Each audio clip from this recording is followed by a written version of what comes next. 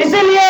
मैं आप सभी से एक निवेदन करना चाहूंगा कि आप सभी के पास भी ये मौका है, बदलाव का मौका है, आप लोगों के पास मौका है, दोबारा फिर मौका नहीं मिलने वाला है। आप सभी लोग इस पे जरूर गौर करेंगे और जो तीसरा विकल्प है उस पे आप सभी लोग एक बार जरूर गौर करेंगे। धन्यवाद। ये पार्टी अगर मुझे मौका देती है तो मैं आप सभी के लिए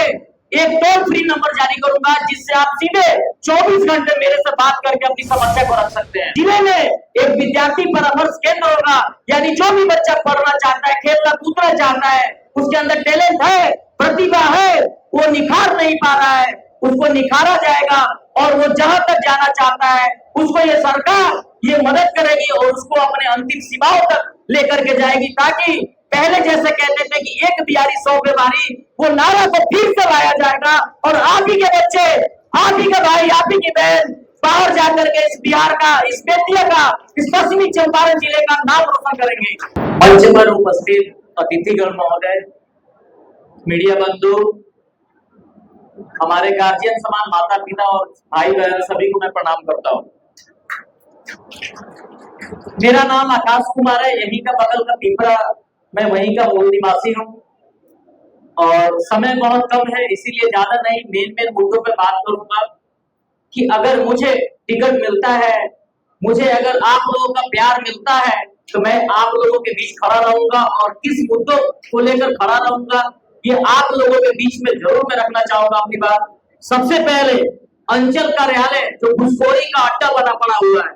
उसको मैं घुसखोरी मुक्त करना चाहूंगा, ताकि हमारे जो भी गरीब भाई बहन माता पिता है जाते हैं किसी काम के लिए जाते हैं और उनसे पैसे वसूला जाता है और पैसे ना रहने की वजह से उनको काम नहीं होता है। कई सारी ऐसी सरकारी लाभ हैं, पैसा नहीं है कि वो देकर उस लाभ को ले सके। तो सबसे पहले मैं अंचल को घुसखोरी का जो अड्डा बना है उसको मैं मुक्त करने का प्रयास करूंगा। दूसरा और सबसे बड़ी बात, जो स्वास्थ्य सुविधाएं हैं आप सभी देख रहे हैं कि उसमें वीआईपी सुविधाएं हैं। एक गरीब आदमी सुबह 4 बजे 5 बजे जाता है, ओपीडी में लाइन लगाता है, तब जाकर के 10-11 बजे उसका नंबर आता है। अगर किसी की बीवी प्रेग्नेंट हो और सुबह जाकर के 4 बजे वो लाइन लगाता है, इमरजेंसी की सुविधा उतनी अच्छी नहीं है, अगर 11-12 बजे नंबर आता है तो शायद वहीं पे दम तोड़ देगी वो। लेकिन वहां पे अगर कोई वीआईपी आ जाए तो उसको 5 मिनट में सुविधाएं सारी दे दी जाती है, यानी उन्हें पता भी नहीं चलता है कि हमारे आम आदमी, हमारे गरीब भाई बहन माता पिता कितनी समस्या के साथ से जी रहे हैं। ये उनका अधिकार है कि उनको भी वही सारी सुविधाएं मिलनी चाहिए, लेकिन ऐसी सुविधाएं नहीं मिल पाती हैं। तो जो स्वास्थ्य सुविधाएं हैं, जो स्वास्थ्य में व्यवस्थाएं हैं, उनको आप लोगों के सहयोग से दुरुस्त किया जाएगा। अगला है कि यहाँ पे कई सारे लोगों ने इससे पहले भी वोट दिया होगा, कई सारे लोगों ने सांसद विधायक बनाए होंगे, लेकिन मैं यहाँ स्टेज से मंच से चैलेंज करता हूँ कि किसी के पास उनका नंबर नहीं होगा। हमने पैसा लिया, वोट दे दिया, किसी के पास अपने विधायक का मोबाइल नंबर नहीं होगा। ये मैं चैलेंज करता हूँ, यहाँ पे 5 आदमी के पास भी किसी यहाँ के विधायक रेणु देवी जी का या सांसद संजय जायसवाल जी का मोबाइल नंबर नहीं होगा। लेकिन अगर ये सरकार, ये पार्टी अगर मुझे मौका देती है तो मैं आप सभी के लिए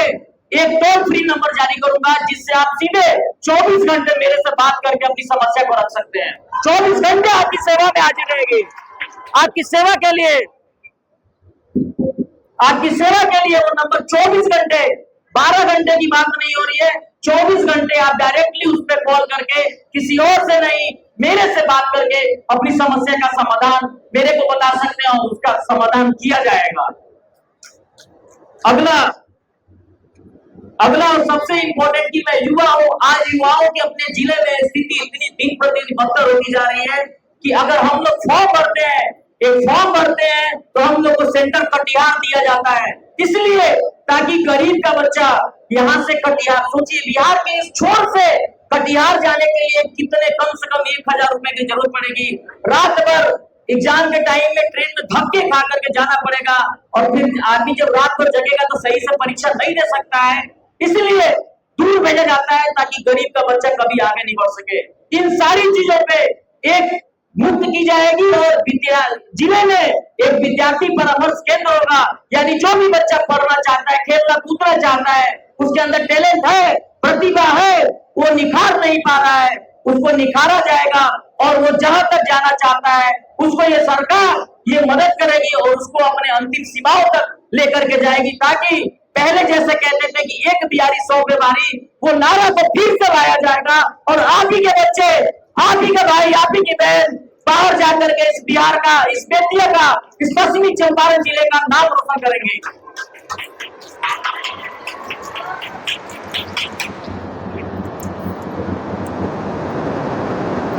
थाने की बात करें तो थाने में इसमें से कितने सारे ऐसे भाई बहन, माता पिता है जिनको हिम्मत नहीं होती है एक दरोगा के सामने बात करने की, लेकिन हम और वो भूल जाते हैं कि वो हमारी सेवा के लिए है, ना कि हम उनके सेवा के लिए। वो हमारे नौकर है,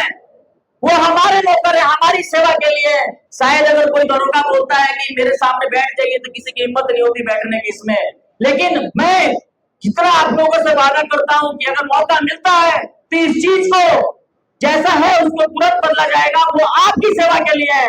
आपको पहले बैठना चाहिए। कुर्सी दो ही है, दो व्यक्ति आप है तो पहले आपको बैठना चाहिए, उनको नहीं बैठना चाहिए, इसलिए क्योंकि वो आपकी सेवा के लिए है। और ऐसा कानून व्यवस्था को दुरुस्त किया जाएगा ताकि एक आम आदमी भी अगर थाने में जाता है तो उसको किसी की सिफारिश की जरूरत ना हो। एक अगर अमीर व्यक्ति अगर किसी गरीब व्यक्ति को सता रहा है तो उसको सिफारिश की कोई जरूरत ना हो, उसको लगना चाहिए कि थाने में हमारे लिए किसी पैरवी से कम नहीं है। मैं बस एक छोटी सी कहानी बताकर, एक छोटी सी 30 सेकंड की कहानी बताकर मैं अपनी बात को विराम दूंगा यहीं पे, कि एक बार क्या हुआ कि एक जंगल था, जंगल के बीचों बीच एक बहुत बड़ा पेड़ था और उस पेड़ पे बंदर बंदरिया रहते थे। बंदर बंदरिया का काम था उछल कूद करने का, उछल कूद करते रहते थे। लेकिन एक आकाशवाणी हुई कि जो बंदर बंदरिया कल ठीक 12 बजे इस पेड़ से तालाब में डुबकी लगाएगा और सुंदर राजकुमारी बन के बाहर निकल के आएगा। सारे बंदर बंदरिया ने बात सुना लेकिन किसी को समझ में नहीं आया, लेकिन एक बंदरिया ने मुट्ठी बांधी और उस तालाब में डुबकी लगाई, उस सुंदर राजकुमारी बन के बाहर निकल के आ गई। सारे बंदर बंदरिया देखते रहे और उस पर डुबकी लगाने लगे, लेकिन किसी में कोई परिवर्तन नहीं आया, इसलिए क्योंकि वो सही समय निकल चुका था। वहां राजकुमार आए और राजकुमारी से शादी करने का ऐलान कर दिया और उनसे सवाल पूछा कि आपने क्या सोचकर इस तालाब में डुबकी लगाई, तो जानना चाहेंगे उन्होंने क्या बोला। उन्होंने बोला कि मैं बंदरिया थी, मेरा उछल कूद का रोज का काम था, एक बार मैंने अपने आप पर भरोसा किया और डुबकी लगाई, अगर कुछ नहीं भी होता तो मैं बंदरिया थी, बंदरिया ही रहती। इसीलिए मैं आप सभी से एक निवेदन करना चाहूंगा कि आप सभी के पास भी ये मौका है, बदलाव का मौका है, आप लोगों के पास मौका है, दोबारा फिर मौका नहीं मिलने वाला है। आप सभी लोग इस पे जरूर गौर करेंगे और जो तीसरा विकल्प है उस पे आप सभी लोग एक बार जरूर गौर करेंगे। धन्यवाद।